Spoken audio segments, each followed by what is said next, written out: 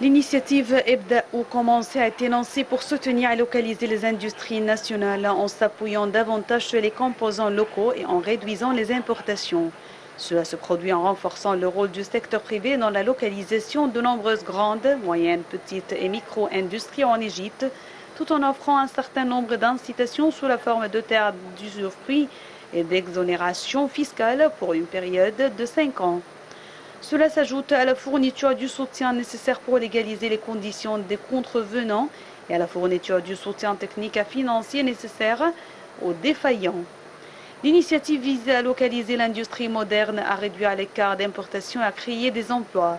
Ces objectifs s'intègrent aux objectifs nationaux de l'État égyptien, à ses engagements internationaux et aux efforts visant à parvenir à une croissance économique et sociale durable et à fournir des solutions énergétiques propres. L'initiative vise également à soutenir les efforts de l'État en faveur de l'innovation dans le domaine industriel, de la consommation et de la production de manière responsable.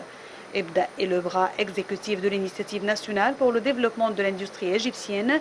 EBDA, qui œuvre dans le domaine du développement et de la gestion des projets, cherche à développer l'industrie en Égypte en présentant à la main-d'œuvre des programmes de formation afin de lui garantir une vie décente et prometteuse.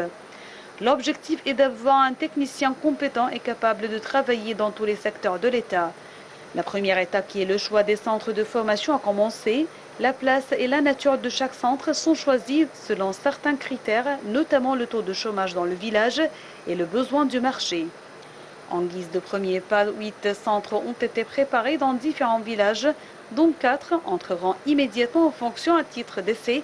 Le ministère de la main-d'œuvre a mis en service 38 centres de formation professionnelle et 27 unités mobiles de formation qui serviront les citoyens dans les villages et les hameaux. Ils sont prêts à recevoir gratuitement des stagiaires dans les provinces.